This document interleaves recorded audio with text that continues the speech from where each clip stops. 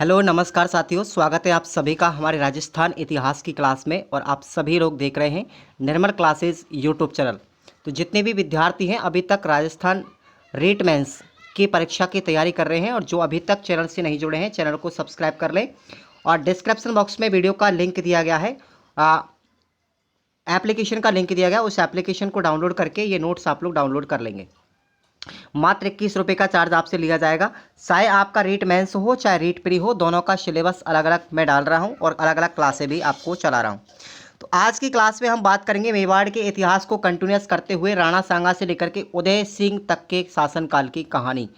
तो चलेगा, सभी विद्यार्थी चैनल को सब्सक्राइब कर लें, नहीं किया है तो वीडियो को लाइक ज़रूर मार देना साथियों, क्योंकि आपके एक लाइक करने से हमारा मोटिवेशन बढ़ जाता है।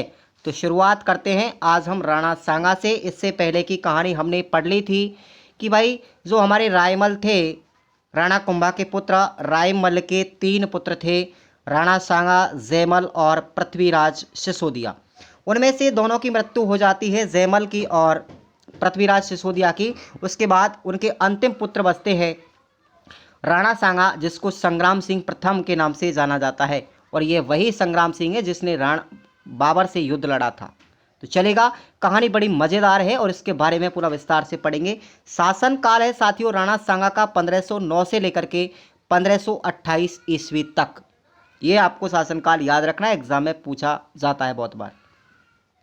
इनके पिता थे रायमल, ठीक है ना, और इनके दादाजी का नाम था राणा कुंभा, याद रखना। इनकी माता का नाम है रत्नी कंवर, कौन था? रत्नी कंवर। और इनकी पत्नी का नाम था हाड़ी रानी कर्मावती। ये कर्मावती जिसने हुमायूं को राखी भेजी थी, ये वही उनकी पत्नी है राणा सांगा की। और इनके भी 4 पुत्र हुए थे साथियों। एक तो हुआ था रतन सिंह, दूसरा भोजराज जो मीरा के पति थे, तीसरे हुए थे विक्रमादित्य और चौथे थे उदय सिंह। ये वही उदय सिंह है जिसकी रक्षा पन्नाधाय ने अपने पुत्र चंदन की बलि देकर के की थी। तो आगे बात करते हैं, पूरा पढ़ेंगे अच्छे से। अब राणा सांगा की उपाधि आपको याद रखनी है साथियों। इसकी उपाधि बहुत अच्छी है, इसको हिंदू पथ के नाम से जाना जाता है। हिंदू पथ, इसका मतलब हिंदुओं का उद्धारक कहलाता है ये। और इसका एक नाम अन्य भी याद रखना, एक आंख का शासक, क्योंकि जब पृथ्वीराज सिसोदिया और राणा सांगा में आपस में युद्ध हुआ था तो पृथ्वीराज सिसोदिया राणा सांगा के भाई थे, जिसको उड़ने राजकुमार के नाम से जाना जाता है। उसने तलवार से इसकी एक आंख को फोड़ दिया था। इस वजह से राणा सांगा का नाम एक आंख का शासक भी कहलाता है और इसकी उपाधि है हिंदूपत। कहानी अच्छी लगे तो वीडियो को लाइक और शेयर जरूर करना। कर्नल जेम्स टॉड ने राणा सांगा को सैनिकों का भग्नावेश की संज्ञा दी है। सैनिकों का भग्नावेश, ठीक है ना, ये भी आपको याद रखना, ये एग्जाम में पूछ लिया गया है। सैनिकों का भग्नावेश किस शासक को कहा जाता है? राणा सांगा को कहा जाता है। राणा सांगा के समकालीन अगर हम बात करते हैं तो दिल्ली के 3 शासक थे। दिल्ली के 3 शासक थे। पहले थे सिकंदर लोदी, दूसरे थे इब्राहिम लोदी और तीसरे थे बाबर, ठीक है ना। ये बाबर बहुत खतरनाक आदमी था जिसके साथ इसका अंत हो गया। सिकंदर लोदी और राणा सांगा के बीच में कभी युद्ध हुआ ही नहीं। दिल्ली के शासक जब सिकंदर लोदी थे तो राणा सांगा के मध्य में और सिकंदर लोदी के मध्य में कभी युद्ध नहीं हुआ। लेकिन राणा सांगा और इब्राहिम लोदी के बीच में जो युद्ध हुआ था वो युद्ध आपको याद रखने हैं। सबसे पहला युद्ध जो हुआ था साथियों वो खातौली का युद्ध हुआ था। बूंदी जिले में पड़ता है वर्तमान में खातौली, याद रखना है। और ये 1517 ईस्वी में हुआ था, जिसमें राणा सांगा विजय हो जाता है और इब्राहिम लोदी हार जाता है। दूसरा युद्ध हुआ था राणा सांगा और इब्राहिम लोदी के मध्य में 1518 ईस्वी में, जिसमें भी राणा सांगा विजयी हो जाता है। अब इन दोनों युद्धों को जीतने के बाद राणा सांगा जीत जाता है और इब्राहिम लोदी हार जाता है। इब्राहिम लोदी अपनी हार का मुंह लेकर के और पहुंच जाता है कहां पर? बाबर के पास। इब्राहिम लोदी के सेनापति थे जिसका नाम था आलम खां लोदी और दूसरा था दौलत खां लोदी। ये 2 सेनापति थे। आलम खां लोदी ये जब पहुंच जाते हैं, दोनों आलम खां और दौलत खां लोदी, फरगना का शासक था बाबर, उसको निमंत्रण भेज देते हैं क्योंकि बाबर के पास तोप खाना था। अब इब्राहिम लोदी ने अपने सेनापति से कहा था, किससे? आलम और दौलत खां, इन दोनों को भेजा किसके पास? बाबर के पास, कि बाबर के पास में तोप खाना है और उस तोप खाने से ही हमारी जीत हो सकती है। लेकिन ऐसा नहीं हुआ। जो सोचते हैं, आप जानते हो कि अगर किसी को निमंत्रण हम भेजते हैं तो वो निमंत्रण कभी कभी भी हमें नुकसान कर सकता है। और वही कारण हुआ था आगे चल के। अब जैसे ही, अब आप भी जानते हो कि जब बाबर को सबसे पहले निमंत्रण दिया तो सबसे पहले बाबर दिल्ली पर ही आक्रमण करेगा। दिल्ली पर आक्रमण करने के पश्चात ही बाबर कहां पर जाएगा, राणा सांगा के पास जाएगा। तो बाबर ने सबसे पहले जिसने निमंत्रण दिया था इब्राहिम लोदी ने, उसी के साथ युद्ध किया। बाबर बड़ा खतरनाक डेंजर आदमी था। तो पानीपत का पहला युद्ध होता है हरियाणा के अंदर, और आपको याद रखना ये हुआ था आपका 26 अप्रैल 1526, सॉरी 21 अप्रैल को। कब हुआ था? 21 अप्रैल, इसकी डेट याद रखना। 21 अप्रैल 1526 ईस्वी को हुआ था बाबर और इब्राहिम लोदी के मध्य में, जिसमें बाबर विजय हो गया और इब्राहिम लोदी हार गया। समझ में आ रहा है ना अच्छे से? ये ध्यान रखना, पहला युद्ध पानीपत का प्रथम युद्ध होता है, और पानीपत का ऐसा प्रथम युद्ध था भारत का जिसके अंदर तोपखाने का प्रयोग किया गया था। ठीक है ना? तो बाबर इसमें विजय हो जाता है और दिल्ली में मुगल साम्राज्य की स्थापना हो जाती है और सल्तनत काल का समापन हो जाता है। यहीं से पहला युद्ध था ऐसा पानीपत का जिसमें मुगल साम्राज्य की स्थापना की थी बाबर ने की थी। किसको? इब्राहिम लोदी को हरा करके। और सल्तनत जो साम्राज्य था वो सल्तनत साम्राज्य का अंतिम शासक था अपना इब्राहिम लोदी, और वो हार जाता है, मर जाता है। ठीक है ना? पानीपत का युद्ध भारत का ऐसा प्रथम युद्ध है जिसमें तोपखाने का प्रयोग किया गया था। ये लाइन आपको याद रखनी है। चलिए साथियों, मज़ा बहुत आएगा आज की हिस्ट्री की क्लास। हिस्ट्री की क्लास एकदम अगर आपने समझ ली तो इससे बेटर कंटेंट आपको कहीं नहीं मिलेगा। मैं इस चीज़ को आज भी दावे के साथ में कहता हूँ। तो सभी विद्यार्थी बिल्कुल भी राइट समय पर जुड़ेंगे और हिस्ट्री की क्लास को मिस नहीं करेंगे। पूरा अगर आप हिस्ट्री पढ़ेंगे ना तभी जा करके समझ में आएगा। अब आप जानते हो उसके बाद में बाबर आगे चलता है कि अब अगर बाबर युद्ध करेगा किससे? राणा सांगा से। तो सबसे पहले उसको बयाना के दुर्ग को जीतना पड़ेगा। ठीक है ना? तो बयाना दुर्ग पर आक्रमण करता है। उस समय बयाना दुर्ग का रक्षक कौन था? निजाम खां का भाई था आलम खां। ठीक है ना? आलम खां था। आलम खां ने बाबर के सेनापति इश्क आका को क्या दे दिया था? बयाना का दुर्ग दे दिया।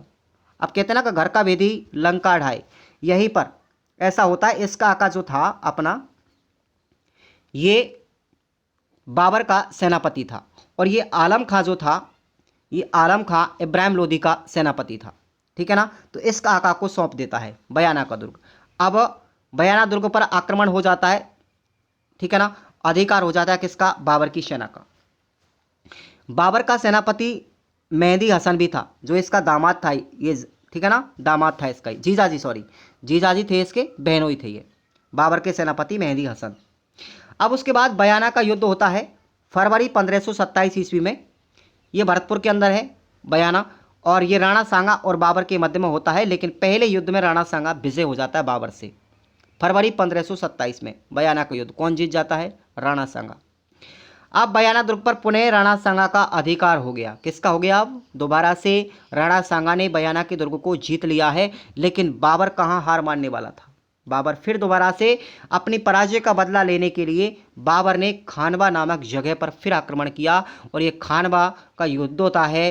कब होता है? 17 मार्च 1527 ईस्वी को। बयाना युद्ध के जस्ट एक महीने बाद ही बाबर ने पुनः आक्रमण करता है। किस पर? राणा सांगा पर खानवा का युद्ध होता है। खानवा हमारी रूपबाद तहसील भरतपुर जिले में आती है, और इसी युद्ध में साथियों बाबर और राणा सांगा का जब युद्ध होता है तो बाबर इसमें विजय हो जाता है। इस युद्ध की कहानी आप थोड़ा सा सुनिएगा, और इस युद्ध की कहानी में बीच में से प्रश्न कैसे बनता है उनको भी हम आपको बताएंगे। जब ये खानवा का युद्ध हुआ था तो इस खानवा के युद्ध में जितने भी राजा थे राजस्थान के, उन सभी को निमंत्रण दिया था किसने? राणा सांगा ने। उन सभी को एक ही छत के नीचे एकत्रित किया था। सभी को निमंत्रण दिया था कि बाबर जो है मुगल साम्राज्य का सबसे खतरनाक शासक है, इसलिए आप सभी मेरा साथ दीजिए। तो सभी शासक, हिंदू जो शासक थे, वो सब राणा सांगा का साथ देने के लिए आए थे, और इसी सम्मेलन को कहते हैं पाती पर्वन। ठीक है ना? जितने भी सभी हिंदू राजा थे वो सभी एक ही छत के नीचे एकत्र हुए, और इसी को कहते हैं पाती पर्वन की संज्ञा दी गई थी यहाँ पर इतिहासकारों के द्वारा। ठीक है ना? सबको पाती या निमंत्रण भेजा गया था। खानवा के युद्ध में राणा सांगा का साथ लेने के लिए अनेक शासक आए थे, बहुत सारे शासक आए थे। अब देखिएगा कौन सा शासक कहाँ से आया था, आप लोग एक बार नजर डालेगा। आमेर से आया था पृथ्वीराज कछवा। कौन आया था? आमेर से पृथ्वीराज कछवा आया था। डूंगरपुर से आया था उदय सिंह। बीकानेर से आए थे कल्याणमल, जोधपुर से आए थे मालदेव और गांगदेव। मालदेव थे पुत्र थे गांगदेव के, तो गांगदेव शासक था जोधपुर का, तो उसने अपने पुत्र मालदेव को भेजा था। मालदेव बहुत बड़ा खतरनाक शासक है। हम जब मारवाड़ का इतिहास पढ़ेंगे जोधपुर का, तो वहाँ मालदेव की कहानी पढ़ेंगे। मेड़ता से आए थे रतन सिंह, मेवात से आए थे हसन खां मेवाती, ठीक है ना, और ईडर से आए थे भारमल, चंदेरी से आए थे मैदिनी राय, जगनेर से आए थे अशोक परमार, और रायसेन से आए थे सहेलदी तंवर, और सादड़ी से आए थे झाला अज्जा। अब यहाँ पे प्रत्येक कैरेक्टर के बारे में बात करेंगे कि इस युद्ध में किस व्यक्ति ने क्या क्या भूमिका निभाई थी। चलेगा, इससे अच्छा कंटेंट मैं आज भी फिर कह रहा हूँ, बेटर कंटेंट यहाँ से कहीं नहीं मिलेगा। आप कितना भी ढूंढ लीजिए, कितनी भी कोचिंगों में चले जाइए, और ना कोई ऐसा पढ़ाएगा। इन सभी राजाओं ने खानवा के युद्ध में भाग लिया था और राणा सांगा की तरफ से लड़े। खानवा के युद्ध में जब राणा सांगा के घायल हो जाने के पश्चात झाला अज्जा, जो छोटी सादड़ी का शासक था, वो आया था, तो झाला अज्जा ने राणा सांगा को युद्ध भूमि से बाहर दूर भेज दिया और राणा सांगा का मुकुट धारण कर लिया। किसने? झाला अज्जा ने। यह प्रश्न पूछ लिया जाएगा, और पूछा भी गया है एक बार, कि खानवा के युद्ध में राणा सांगा जो था उसका मुकुट धारण किसने किया था? तो झाला अज्जा ने किया था, जो छोटी सादड़ी प्रतापगढ़ से बिलोंग करती है, सादड़ी से झाला अज्जा ने इस मुकुट को धारण किया था। तो ये प्रश्न याद रखना, बहुत इंपॉर्टेंट पॉइंट है, ये लाइन इंपॉर्टेंट है। युद्ध करते करते जब राणा सांगा घायल हो गया, तो बसवा में राणा सांगा को होश आया था। अब उसको युद्ध क्षेत्र से बाहर भेज दिया।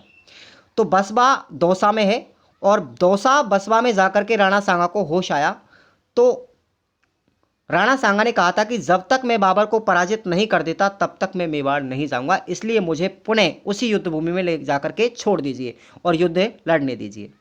परंतु राणा सांगा को अपने ही सहयोगियों ने, कालपी मध्य प्रदेश में पड़ता है, और इस कालपी नामक जगह के पास में है इरीच नामक गांव, वहां पर राणा सांगा को खाने में जहर दे दिया जाता है और राणा सांगा वीर गति को प्राप्त हो जाते हैं। तो राणा सांगा की मृत्यु अपने ही सहयोगियों के द्वारा की गई थी। क्यों? कि ये खुद तो मरेगा, जो मरेगा बाबर से हमको भी मरवाएगा, इस वजह से क्यों ना हम इसी का ही अंत कर दें, और उसको खाने में जहर दे दिया। ठीक है ना।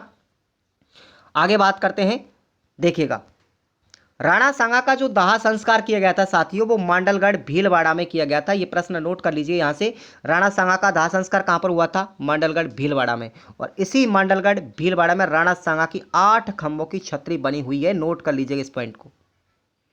8 खंभों की छतरी कहाँ पर है? मांडलगढ़ भीलवाड़ा में। किसकी है? राणा सांगा की। खानवा का युद्ध राजस्थान इतिहास का ऐसा प्रथम युद्ध था जिसमें तोपखाने का प्रयोग किया गया था। अगर हम बात करते हैं भारत के प्रथम ऐसा युद्ध जिसमें तोपखाने का प्रयोग हुआ था, वो था पानीपत का। लेकिन राजस्थान की बात करते हैं तो खानवा का युद्ध था हमारा।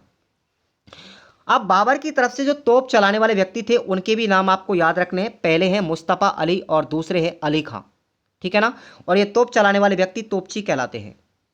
जो बाबर के कौन थे? मुस्तफ़ा अली और अली खान। जब युद्ध चल रहा था तो उस समय युद्ध से पहले राणा सांगा ने योजना बनाई थी कि हम इन तोपों से छुटकारा पा सकते हैं। तोप का मुंह जो था बाबर की सेना की तरफ था, लेकिन योजना बनाई थी राणा सांगा ने कि तोप का मुंह युद्ध चलते चलते बाबर की सेना की तरफ घुमा दिया जाएगा। लेकिन राणा सांगा की सेना में एक सेनापति था जिसका नाम था सहेलदी तंवर, जो रायसेन के शासक थे। ये भी भाग लेने आए थे पाती पर्वन के समय। तो सहेलदी तरम अचानक जाकर के राणा सांगा का साथ छोड़ दिया और बाबर की सेना में जाकर के शामिल हो गए। बाबर को युद्ध की सारी रणनीति बता दी कि आपके साथ ऐसा और ऐसा करने वाले हैं। तो बाबर ने तोपों की सुरक्षा और बढ़ा दी। तो यहीं से सबसे बड़ा बेकार आदमी यही था सहेलदी तंवर, जिसने राणा सांगा के साथ में धोखा किया था। धिक्कार है ऐसे व्यक्ति पर। अब राणा सांगा के 4 पुत्र मैंने आपको जो बताए थे, यहां पर इतनी कहानी खत्म होती है। उसके बाद राणा सांगा का अगले पुत्रों का शासनकाल प्रारंभ होगा। सबसे पहला इसका पुत्र था रतन सिंह, ठीक है ना। दूसरा भोजराज था, तीसरा विक्रमादित्य और चौथा पुत्र था उदय सिंह। अब इनकी कहानी आती है। सबसे पहले शासक कौन बनते हैं? देखिएगा, जो रतन सिंह था साथियों, यहां पर यह शासक बहुत अल्प समय के लिए बनता है। भोजराज की मृत्यु पहले ही हो गई थी राणा सांगा से, ये मीरा के पति थे। विक्रमादित्य भी शासक बनता है और फिर उसके बाद उदय सिंह शासक बनता है। ये दोनों पुत्र जो थे राणा सांगा के, इनको लेकर के रानी जो कर्मावती थी वो रणथंभौर दुर्ग में रहती थी उस समय पर। आइए अब हम बात करते हैं। विक्रमादित्य एवं उदय सिंह की मां कर्मावती दोनों पुत्रों के साथ में रणथंभौर के दुर्ग में उनका लालन पालन करती थी। भोजराज की मृत्यु राणा सांगा से पहले हो गई। रतन सिंह को राणा सांगा की गद्दी पर शासक बनने का सौभाग्य मिला था। अब थोड़े से अल्प समय के लिए 3 वर्ष के लिए रतन सिंह शासक बनता है राणा सांगा के पश्चात। ये उनका पुत्र है। अब राणा सांगा खत्म और आगे की कहानी शुरू। तो वीडियो को लाइक कर लेंगे और चैनल को सब्सक्राइब कर लेंगे। एक बार इतनी ऊंचाई पर पहुंचा दो इस चैनल को, तो आप सभी का बहुत बहुत आभार व्यक्त करूंगा मैं। रतन सिंह का शासनकाल है 1528 से लेकर के 1531 तक। देखो, एक ही नाम के कई शासक आपको मेवाड़ में मिलेंगे, मारवाड़ में मिलेंगे, रणथंभौर में मिलेंगे, तो आपको कंफ्यूज नहीं होना है। आपने मेवाड़ में जब पहले पढ़ा था राणा रावल शाखा में, वो रावल रतन सिंह थे चित्तौड़गढ़ वाले, लेकिन ये राणा सांगा के पुत्र हैं रतन सिंह, और इसका इतिहास बहुत ही नगण्य है, तो इसको आप टेंशन में नहीं लीजिए।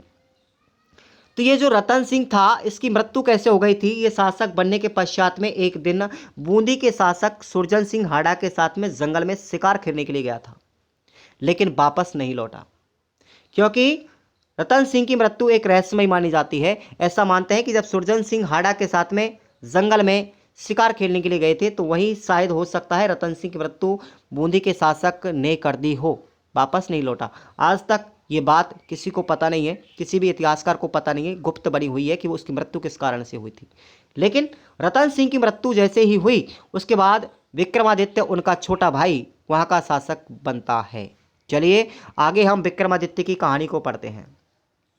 विक्रमादित्य का शासनकाल 1531 से लेकर के 1536 ईस्वी तक था, और विक्रमादित्य अल्पायु का शासक बना। छोटा सा बच्चा ही विक्रमादित्य शासक बन जाता है, और उसकी देखरेख कौन करती थी? उसकी माता करती थी, रानी कर्मावती।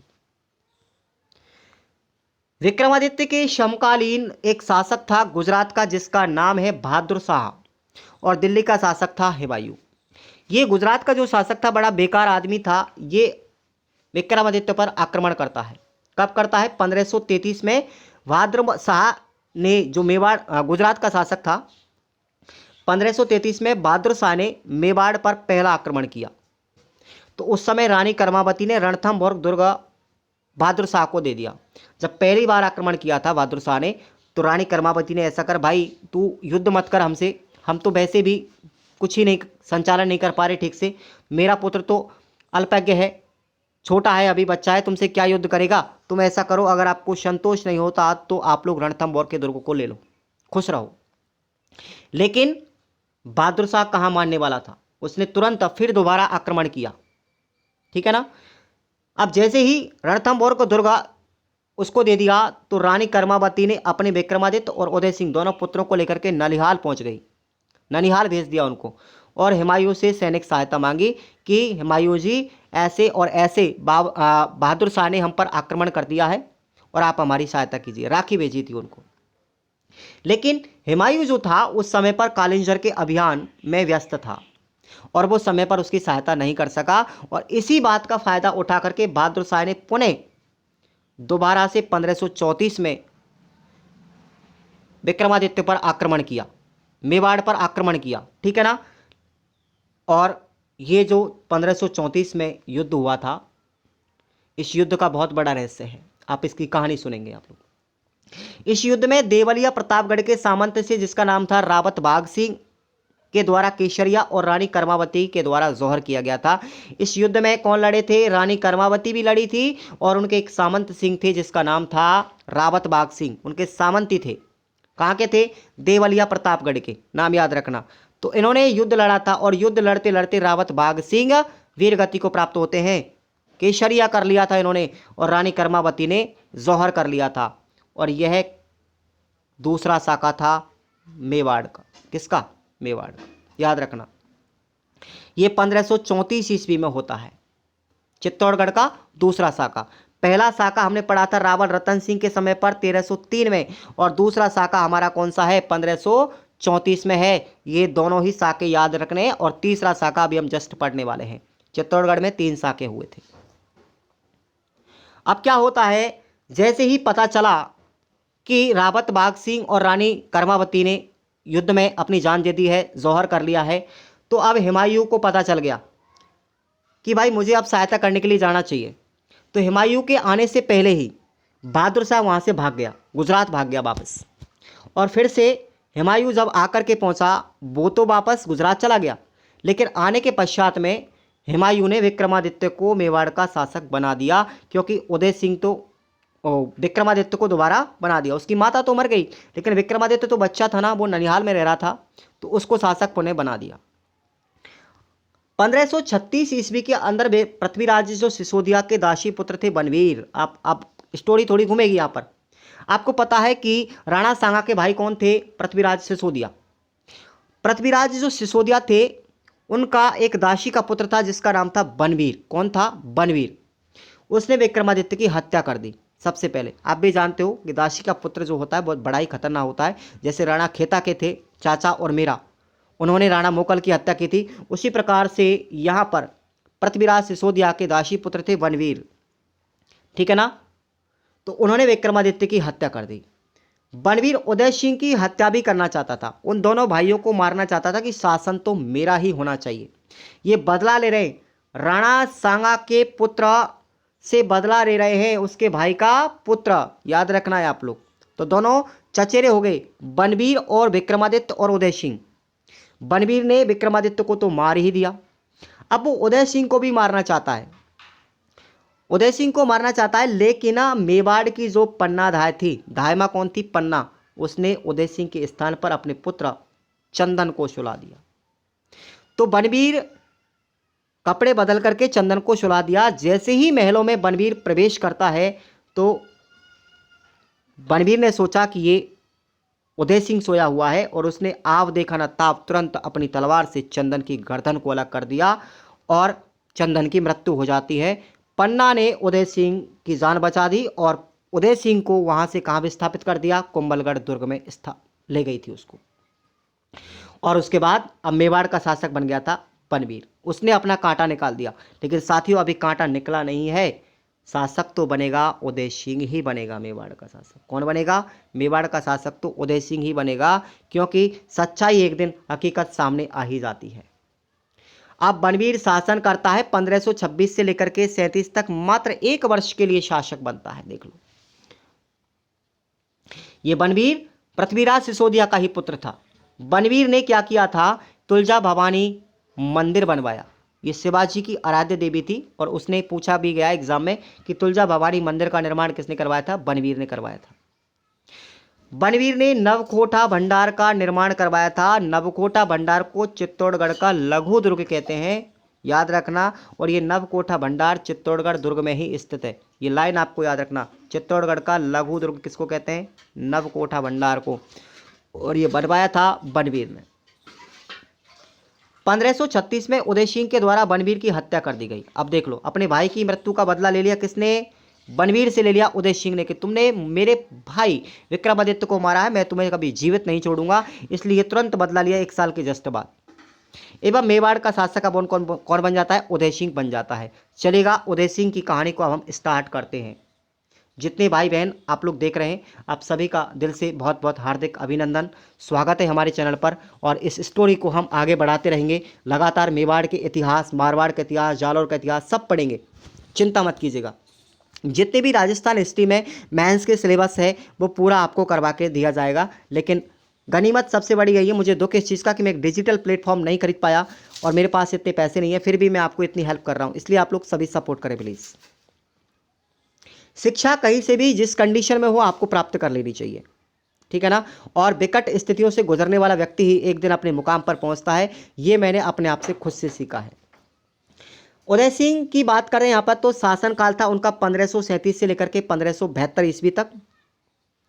उदय सिंह के समकालीन एक शासक भी थे दिल्ली के, जिसका नाम था शेरशाह सूरी। कौन था? शेरशाह सूरी। और दूसरा शासक बना था बाद में अकबर।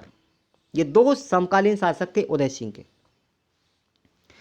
उदय सिंह एकमात्र ऐसा शासक था पूरे मेवाड़ का जिसने अधीनता स्वीकार कर ली थी किसकी? अफगानिस्तानी की शासक शेरशाह सूरी की। शेरशाह सूरी के साथ में सबसे पहले अधीनता स्वीकार करने वाला कौन सा शासक था? मेवाड़ का उदय सिंह था। तो नोट करिए इस पॉइंट को, मेवाड़ का ऐसा कौन सा शासक था पहला जिसने अफगानों की अधीनता स्वीकार की थी? वो था उदय सिंह। किसकी की थी? शेरशाह सूरी के साथ की थी। उदय सिंह ने 1559 में धूनी नामक स्थान पर उदयपुर शहर की स्थापना की थी। ये पॉइंट भी आपको याद रखना है। उदय सागर झील का निर्माण भी करवाया था 1565 से लेकर के 1565 के मध्य में उदय सिंह ने उदय सागर झील का निर्माण। उदय सिंह ने मेवाड़ में चंद्रमहल, जिसको राजमहल बोलते हैं ना, उसी को हम चंद्रमहल कहते हैं, इसका निर्माण भी करवाया था। मेवाड़ में उदय सिंह ने राजमहल यानी चंद्रमहल का निर्माण भी करवाया था। और इन्हीं चंद्रमहलों को फर्ग्यूसन ने क्या संज्ञा दी है? विंडसर महल की संज्ञा दी है। नोट कर लीजिए, मैंने नोट जहां पर लिख दिया समझ लीजिए वो प्रश्न एग्जाम में आने लायक है।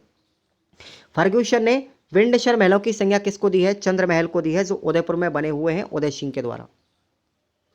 इसके बाद कहानी आती है, अकबर ने उदय सिंह को अधीनता स्वीकार करने के लिए 2 शिष्टमंडल भेजे थे।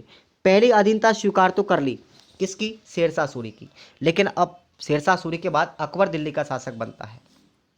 अब अकबर की कहता है कि उदय सिंह भी मेरी अधीनता स्वीकार कर ले, तो उसने 2 व्यक्तियों को भेजा, 2 शिष्टमंडल भेजे थे 1567 ईस्वी में, जिसके नाम थे, पहला भारमल था और दूसरा टोडरमल था। इन दोनों को भेजने के पश्चात अब ये क्या करते हैं देखिएगा। उदय सिंह व अकबर के बीच में दुश्मनी का एक अन्य कारण भी था कि मालवा के शासक बाज बहादुर को शरण भी दी थी। भाई या तो वो अपनी अधीनता स्वीकार करे, वो उदय सिंह के ऊपर आक्रमण इसलिए करना चाहता था क्योंकि मालवा का एक शासक था बाज बहादुर, उसको उसने शरण दे रखी थी, और बाज बहादुर था वो अकबर का बड़ा दुश्मन था। तो दुश्मन के दुश्मन को शरण देना भी एक दुश्मनी का काम है। तो उदय सिंह से अब ये युद्ध करेगा कौन? अकबर। पहले तो उसको समझाया कि आप मेरे से संधि कर लो, स्वीकार कर लो मेरी अधीनता, लेकिन उदय सिंह ने नहीं की और युद्ध शुरू हो जाता है। अकबर का एक सेनापति तोपची था जिसका नाम था कासिम खां। याद रखना, अकबर के तोपची का नाम एग्जाम में पूछा गया है। कौन था? कासिम खां। अकबर की बंदूक का नाम क्या था? संग्राम। ये सब लाइन आपको याद रखनी है। अकबर की बंदूक का नाम था संग्राम। अकबर की सेना जब युद्ध करती है, युद्ध के लिए पहुंचती है उदय सिंह के पास, तो सबसे पहले अकबर की सेना पहुंचते ही उदय सिंह जो था गोगुंदा की पहाड़ियों में भाग गया। कहाँ भाग गया? गोगुंदा की पहाड़ियों में भाग गया। जैसे ही सेना आई और चित्तौड़गढ़ दुर्ग की सुरक्षा का भार किसको दे दिया था? जैमल और फत्ता को। याद रखना, जैमल और फत्ता बहुत इंपॉर्टेंट व्यक्ति है।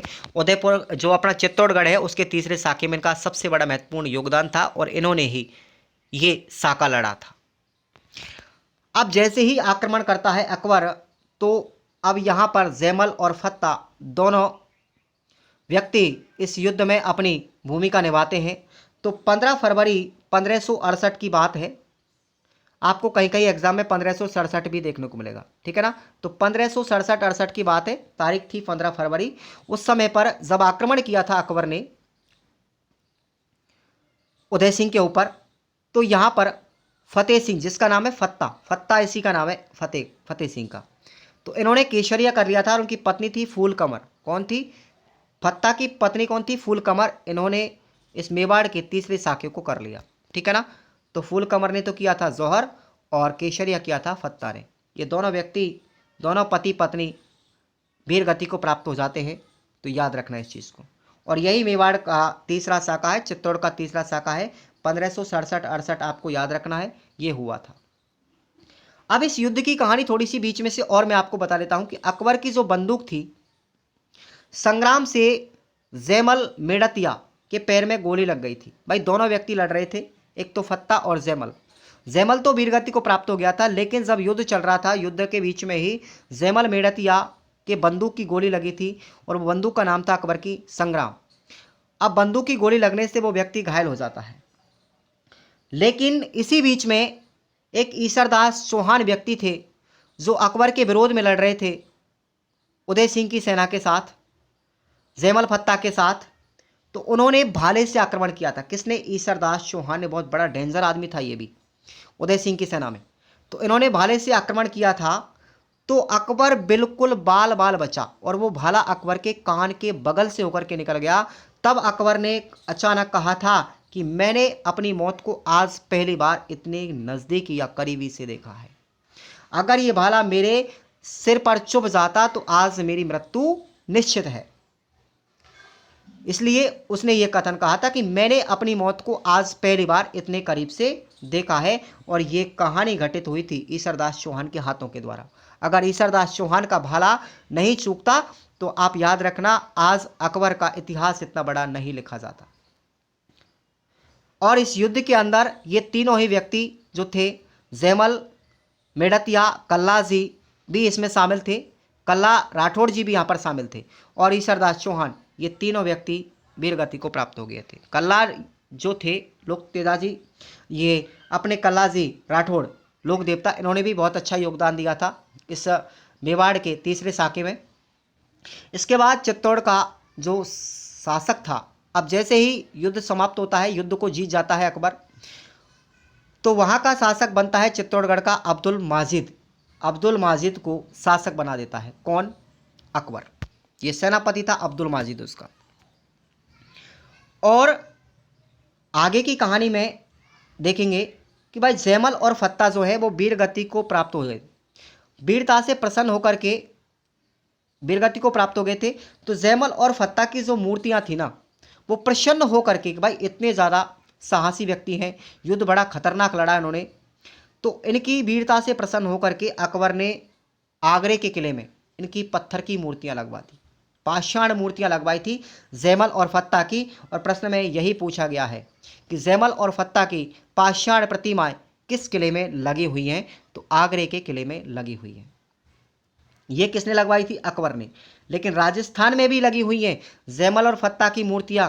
कहां पर? जूनागढ़ का किला बीकानेर में लगी हुई हैं। किसने लगवाई थी? राय सिंह ने लगवाई थी। इसलिए दोनों ही लाइन याद रखना, जैमल और फत्ता की पाषाण प्रतिमाएं जो लगी हुई हैं, एक तो अकबर के द्वारा आगरे के किले में और राय सिंह के द्वारा जूनागढ़ बीकानेर के किले में लगी हुई है।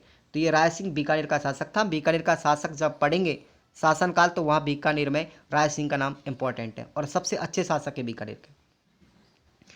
चित्तौड़गढ़ विजय के 1 वर्ष के बाद अकबर ने रणथंभौर पर आक्रमण कर दिया। अब जैसे ही चित्तौड़गढ़ को जीत लिया, अब नंबर किसका आएगा? अब रणथंभौर का आएगा। अब रणथंभौर चलेगा बंदा। उस समय रणथंभौर दुर्ग पर सुरजन सिंह हाड़ा का शासक था। किसका शासनकाल किसका था? सुरजन सिंह हाड़ा का अधिकार था उस किले पर। अब यहां पर सुरजन सिंह हाड़ा के पास में अकबर अपना सेनापति भेजता है, जिसका नाम था भगवंत दास। ये आमिर का कछवा वंश का शासक था। हम जब आमिर का कछवा वंश का शासक पढ़ेंगे तो उसमें भगवंत दास का नाम आपको देखने को मिलेगा। भगवंत दास जो सेनापति था अकबर का, वो गया किसके पास? सुरजन सिंह के पास। कहता है भैया तुम अकबर की अधीनता स्वीकार कर लो। लेकिन उसने अधीनता स्वीकार नहीं की, ठीक है ना। और युद्ध में सुरजन सिंह हाड़ा की मृत्यु हो गई और उसके पश्चात रणथंभौर का जो कार्यभार था वो मित्र खां को सौंप दिया। अब रणथंभौर पर भी अधिकार कर लिया किसने? अकबर ने। और रणथंभौर का कार्यभार किसको सौंप दिया था? मित्र खां को। तो दोनों ही याद रखना, रणथंभौर का कार्यभार किसने संभाला था अकबर के शासनकाल में? मित्र खां ने। और चित्तौड़गढ़ का शासनकाल किसने संभाला था? वो संभाला था अब्दुल माजिद ने। तो दोनों ही नाम याद रखना। अब उसके बाद उदय सिंह जो है, ये तो बचे हुए हैं भाई। ये कहाँ चले गए थे? पहाड़ियों में छुप गए थे, ठीक है ना, जब युद्ध हुआ था। अब उदय सिंह के 2 पुत्र होते हैं, एक तो है जगमाल और दूसरे हैं महाराणा प्रताप। आगे कहानी महाराणा प्रताप की आएगी, ठीक है ना, अगले पार्ट में हम पढ़ेंगे। लेकिन आप लोग सुनिएगा एक बार। जगमाल जो थे वो धीरबाई के पुत्र थे। उदय सिंह की 2 पत्नियां थी। उदय सिंह की 2 पत्नियां थी, एक तो था धीरबाई और दूसरी नाम था जयवंताबाई। धीरबाई जो का पुत्र था वो था जगमाल और महाराणा प्रताप किसका पुत्र था? जयवंताबाई का था। और इस जयवंताबाई जो है ये किसकी पुत्री थी? ये पाली के अखिराज सोनगरा की पुत्री थी। पाली का एक शासक था अखिराज सोनगरा, उसकी पुत्री थी जयवंताबाई। अगर एग्जाम में पूछा भी गया है नाम कि महाराणा प्रताप की माँ का नाम क्या था, तो जयवंताबाई था। और महाराणा प्रताप के बचपन का नाम क्या था? कीका था। आगे भी हम विस्तार से बात करेंगे तो चलेगा। अचानक 28 फरवरी को 1570 को होली के दिन उदय सिंह की मृत्यु हो गई थी। अब इनके 2 पुत्र थे जगमाल और महाराणा प्रताप, बच्चे हैं इनके। तो उदय सिंह की मृत्यु हो जाती है 28 फरवरी 1570 को। और अब अगला शासक कौन बनेगा देखते हैं। इसके बाद अगला शासक जगमाल बना। जगमाल जैसे ही बना वो धीरबाई का पुत्र, लेकिन बनने नहीं दिया। लेकिन महाराणा प्रताप के जो नानाजी थे अखिराज सोनगरा, उसने जगमाल को गद्दी से हटा दिया और महाराणा प्रताप को गद्दी पर बिठा दिया। अब मेवाड़ का अगला शासक कौन बनेगा? महाराणा प्रताप बनेगा साथियों।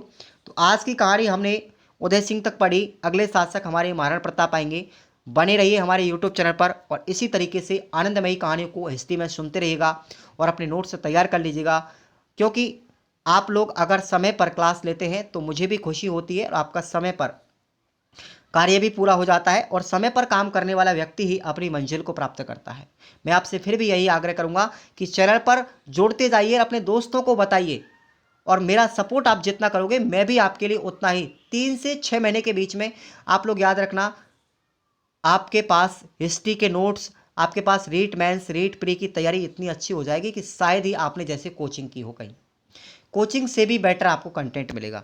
तो चैनल को सब्सक्राइब कर लेंगे और लास्ट में वीडियो हमारा कैसा लगा है एक बार कमेंट करके अपने दिल की आवाज़ को मेरे तक पहुंचा दीजिए, ताकि मुझे भी थोड़ी खुशी हो सके कि इतनी गर्मी और पसीने में लथपथ होकर के मैं आपके लिए वीडियो रिकॉर्ड कर रहा हूँ और आपके लिए मटेरियल सुपुर्द कर रहा हूँ, तो इतना तो आपके लिए कुछ बनता है। चलिए मिलते हैं अगले नेक्स्ट वीडियो के साथ में, नेक्स्ट लेक्चर के साथ में। तब तक के लिए जय हिंद, वंदे मातरम, सभी को राम राम।